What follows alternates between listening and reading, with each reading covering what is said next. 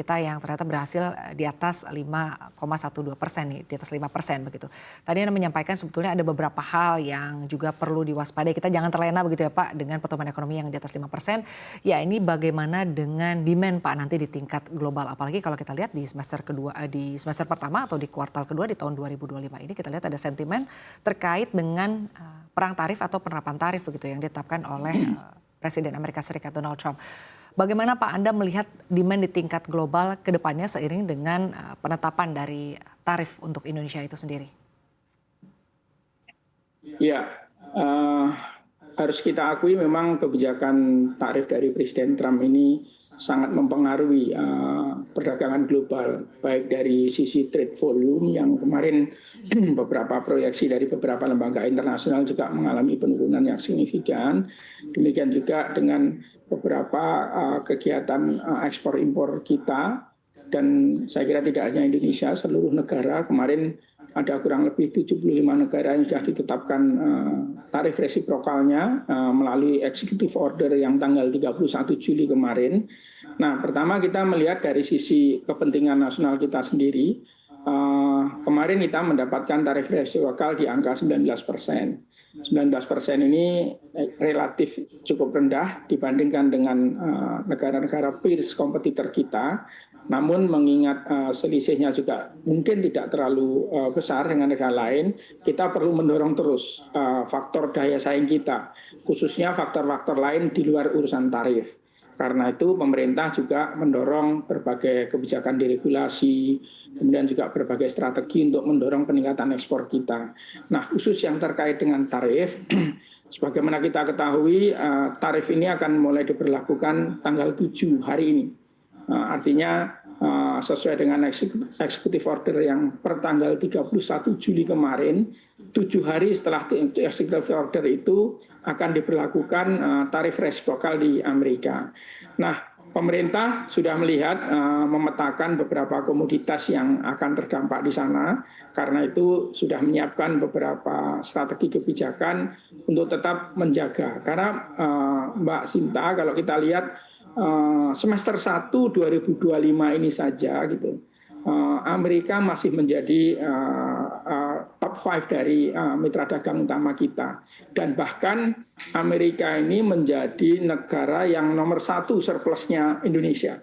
Semester 1 kemarin kita surplus 9,78 billion US dollar kalau nggak salah, 9,92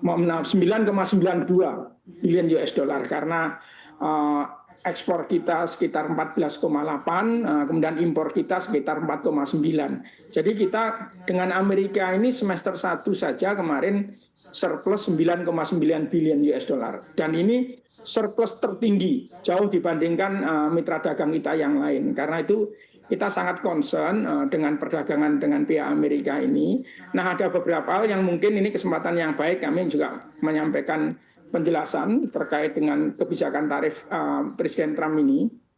Yang pertama, selain tarif resiprokal yang kita sudah diputuskan 19% dan akan berlaku di tanggal 7 Agustus ini, kita juga sedang mengejar sesuai dengan arahan Pak Presiden kemarin, kita tetap melakukan perundingan lanjutan, negosiasi lanjutan. Pak Menko sudah beberapa kali juga melakukan pertemuan secara online dengan beberapa petinggi di Amerika. Kami di tim teknis juga sudah menyiapkan beberapa rencana negosiasi lanjutan, dan juga Pak Menko secara resmi sudah menyampaikan juga surat ke beberapa menteri di Amerika yang selama ini menjadi mitra diskusi kita, baik dari USTR, kemudian dari Secretary of Commerce, kemudian juga dengan Secretary of Treasury-nya. Nah, yang perlu kita catat, kita juga sedang mengusulkan beberapa komoditas yang mungkin nanti secara konkret malah akan bisa kita dorong ekspornya ke Amerika. Komoditas ini kalau istilah Amerika adalah komoditas yang sangat dibutuhkan Amerika dan tidak bisa diproduksi oleh Amerika dan sangat layak kalau diekspor oleh Indonesia. Nah, ini yang sedang kita negosiasikan. Kita mengirimkan listnya cukup banyak. Kini kita negosiasikan supaya bisa mendapat tarif 0%. Jadi di luar yang semua komoditas ditetapkan 19%, kita minta ada beberapa komoditas yang mendapatkan exemption tarif menjadi 0%.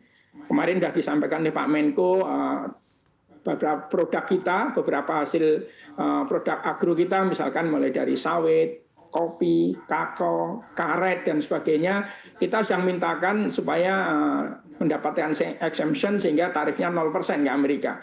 Demikian juga produk-produk mineral kritis kita, ya mulai nikel, kobalt, mangan, tembaga, dan sebagainya. Nah, ini justru yang akan konkret, karena kalau kita bicara secara umum tarif resiprokal kena 19%. Itu kan berlaku terhadap seluruh barang secara umum, sehingga tidak semua barang itu ada ekspor kita ke Amerika. Nah, justru beberapa barang yang konkretnya berpotensi besar kita dorong terus ekspornya ke Amerika, kita sedang akan negosiasi lanjutan dengan pihak Amerika, dengan pihak USTR.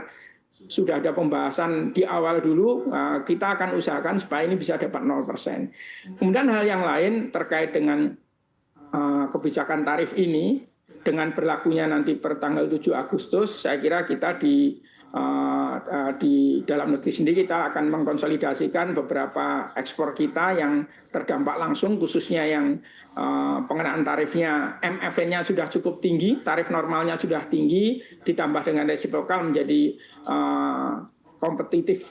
competitiveness-nya dengan negara lain nanti perlu kita hitung. Sebagai contoh, produk-produk TPT, footwear, kemudian beberapa pakaian jadi dan sebagainya, kita akan hitung betul dengan beberapa kompetitor seperti Vietnam yang dapat tarifnya 20%, kemudian juga beberapa negara yang lain seperti dengan Bangladesh, kemudian Pakistan, kemudian juga beberapa negara yang selama ini menjadi kompetitor kita untuk produk-produk yang industri yang sifatnya padat karya tersebut. Demikian Mbak Sinta.